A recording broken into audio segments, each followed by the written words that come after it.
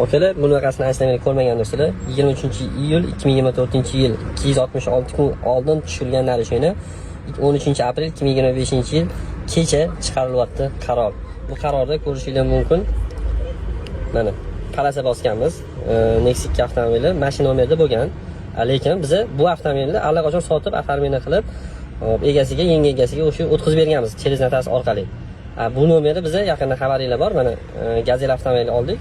O'shanga taxtik. Mana Gazelle o'zida ham tinalishinamiz bor. Mana bu to'g'ri chiqarilgan, radarga tushirilgan yaqinda mana. Lekin sotib yuborilgan mashinaga yana shtraf kelishi, mana qarori shu tarzda shakllantirish bu to'g'rimi? Endi mana bu yozib qo'yibdi. Mana nomerga telefon qilsanglar, qaror bo'yicha shikoyatlarni aniqlashlik. Bu nomerda bittasi ishlamasa, bittasi veshni ajdanida bo'lsa, biz kimga yugurishimiz kerak? Kimnidir xato uchun nimaga biz yugurib vaqtimizni ketkazib, asabimizni buzishimiz kerak?